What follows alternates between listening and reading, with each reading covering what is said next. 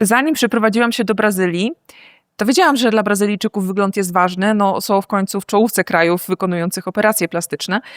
Ale nie spodziewałam się, jak bardzo to się przekłada na to, jak dbają o formę. No i dzisiaj opowiem wam o tych moich zaskoczeniach. Pójdziemy też na siłownię, gdzie dowiecie się, jaki przeżyłam szok kulturowy i powiem wam, jaka mała rzecz sprawiła, że w Brazylii chodzę na siłownię regularnie, chociaż w Polsce za tym nie przepadałam.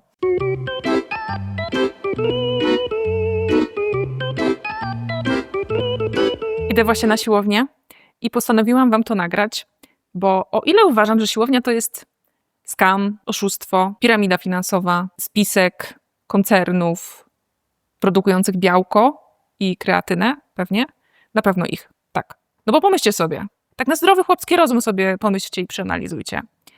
Idziecie na siłownię, ćwiczycie, więc nie dość, że się męczycie, to jeszcze następnego dnia wszystko was boli i czujecie się jak 80-latkowie. No nie jesteście w stanie wstać z krzesła.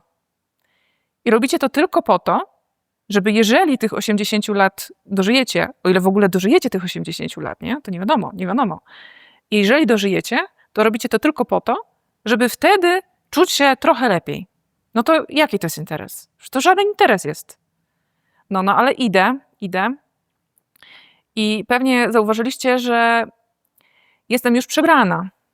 I to nie dlatego, że mam siłownię w budynku, bo nie mam, muszę przejść kawałek, ale jak tylko ubiorę buty i tam dotrę, to w tych butach i w tym stroju mogę zacząć ćwiczyć i potem mogę w tym stroju i w tych butach wrócić do domu i dopiero tutaj się przebrać i wziąć prysznic. I właśnie dlatego uważam, że siłownia brazylijska jest znacznie lepsza od polskiej, bo odpada ten niekomfortowy czynnik przebierania się w takim mało fajnym miejscu i brania prysznica też w takim mało fajnym miejscu. Ja tam wolę brać prysznic w mojej łazience. Uważam, że to bardzo dużo zmienia.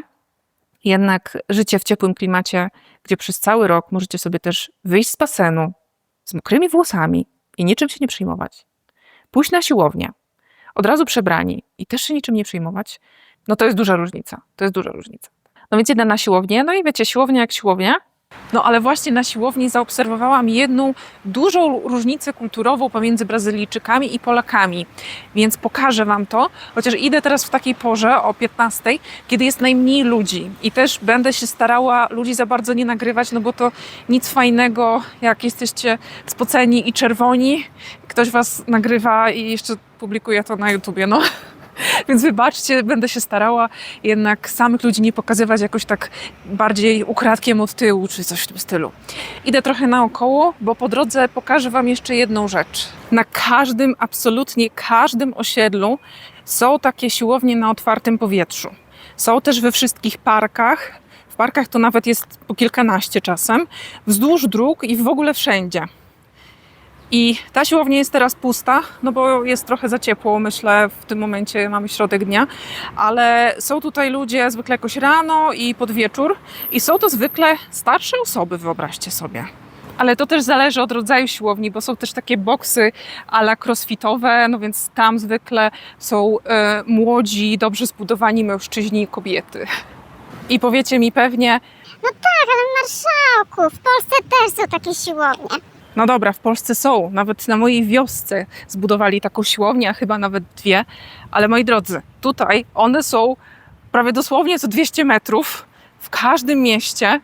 I największy szok przeżyłam, kiedy byliśmy w Tehahonka. Macie stamtąd relację. Niestety nie udało mi się tego nagrać, ale wyobraźcie sobie, że pośrodku dziczy naprawdę niczego nie ma dookoła. Jest mała wioska, jakieś 2 czy 3 tysiące mieszkańców, naprawdę pośrodku niczego. Do najbliższego miasta jest bardzo, bardzo daleko. Do wioski prowadzi nieutwardzona droga, którą trzeba jechać godzinę w jedną stronę, żeby dotrzeć do jakiejkolwiek cywilizacji, powiedzmy cywilizacji. I w tej wiosce ogromna, wypasiona siłownia na świeżym powietrzu, jakieś 20 orbitreków, sprzęty, jakie sobie tylko możecie wymarzyć. No więc Brazylijczykom aż tak bardzo zależy na tym, żeby być sprawnym fizycznie i dobrze wyglądać. I tak a propos, właśnie mijam budynek, w którym w parterze też jest siłownia. Żeby wejść na moją siłownię, muszę się zalogować w aplikacji i przejdę przez bramki, które mają rozpoznawanie po twarzy. Tutaj w szafce zostawię swoje rzeczy i zaraz zobaczycie, jak siłownia wygląda. Tutaj można sobie zaczekać. Tam mamy filtr z wodą, a tutaj można sobie zabrać taki płyn do dezynfekcji, żeby zdezynfekować maszyny. I tutaj ciekawa rzecz, akurat teraz nikogo nie ma i dobrze, bo mogę nagrać. Tutaj można zostawić dzieci, kiedy się ćwiczy. Tutaj miejsce do rozciągania i tam maszyny. Są trenerzy, tutaj właśnie przyszedł pan trener, których można się zapytać, jak używać maszyn i generalnie zapytać o jakieś wskazówki co do ćwiczeń. No i tam z tyłu jest jeszcze jedna sala do jakiegoś fitnessu i jogi. Tam dalej, gdzie są dystrybutory wody, to tam są też przebieralnie damska i męska. Obok tutaj na środku jest waga, w której możecie sobie zmierzyć skład ciała. Tutaj, tam gdzie jest reklama, można sobie naładować telefon. A tam, gdzie są drzwi, jest sala do masażu. A tą ogromną różnicą kulturową, o której mówiłam, jest to, że tutaj są ludzie w każdym wieku. Dzieci, takie malutkie dzieci zostają w tej sali zabaw, którą wam pokazałam, ale o właśnie, no a propos, przeszedł pan w wieku, no może nie sędziwym, ale jednak zaawansowanym. Więc ćwiczą tutaj zarówno dzieci takie 10+, ludzie w wieku 30, 40, 50, 60, moi drodzy, widziałam nawet i 80-latków, którzy się ledwo poruszali. I okej, powiecie mi, że w Polsce też się to zdarza, ale tutaj to jest norma. Ja za każdym razem, jak przyjdę na siłownię, to widzę ludzi w każdym wieku, a mam wrażenie, że w Polsce to jest jakoś tam stygmatyzowane. No bo wyobraźcie sobie swoją sąsiadkę, panią Elę spod szóstki, 70-latkę na siłowni, przebraną w strój sportowy. No i to się oczywiście wszędzie na świecie zmienia i coraz więcej osób w ogóle na siłownię chodzi, bo wszyscy wiedzą, że to jest ważne, żeby mieć masę mięśniową, kiedy się starzejemy. Jest coraz więcej kobiet, nie jest też już obciachem to, że kobiety dźwigają ciężary, ale tak czy inaczej mam wrażenie, że w Brazylii to jest po prostu taka normalna rzecz, a w Polsce nie wyobrażam sobie, sorry mamo, ale nie wyobrażam sobie mojej mamy w stroju sportowym na siłowni. Jakbym jej to zaproponowała, to by się po prostu popukała w głowę, bo to jest jakiś, może nie tyle owciach, ale to jakoś tak nie wypada. Wiecie, o co chodzi, nie? I tutaj na siłownię chodzą też osoby o absolutnie wszystkich możliwych kształtach, jakie sobie tylko wyobrazicie i nie ma czegoś takiego, że nie pójdę na siłownię, bo jestem za gruba i wszyscy się będą ze mnie śmiali. No w życiu wszyscy tutaj chodzą na siłkę, naprawdę wszyscy. Teraz jesteśmy w środku dnia, ja wybrałam taką porę, kiedy nie ma za wiele ludzi, ale tak normalnie to siłownie są pełne i tutaj naprawdę tych siłowni jest zatrzęsienie wszędzie.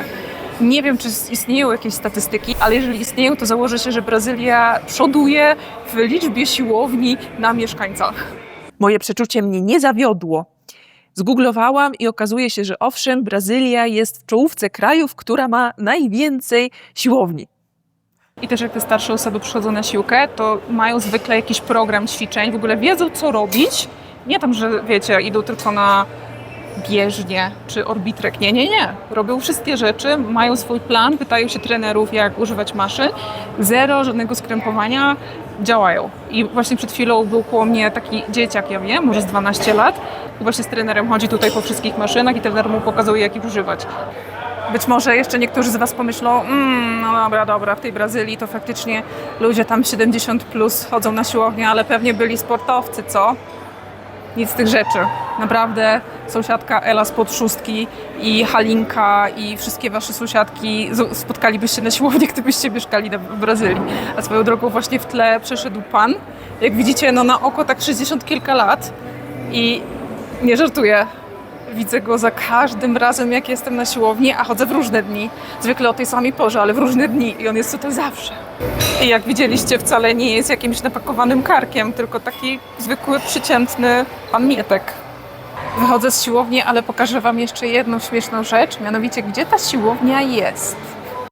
To jest wyjście i obok jest restauracja, teraz zamknięta. To jest restauracja typu Kilo, którą już kiedyś u mnie widzieliście, czyli taki bufet. Możemy sobie zajrzeć trochę przez szybę, tak to wygląda.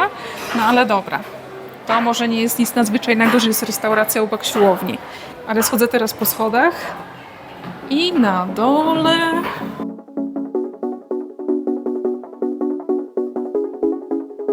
I na dole mam supermarket. To jest taki zwykły supermarket. Nic tutaj więcej nie ma, poza tą siłownią. Na górze restauracją i tutaj jeszcze jest miejsce, gdzie można zagrać na loterii. A jeżeli interesuje Cię temat różnic kulturowych, to koniecznie zobacz tego vloga, w którym mówię o 5 najbardziej rzucających się w oczy różnicach kulturowych pomiędzy Polakami i Brazylijczykami.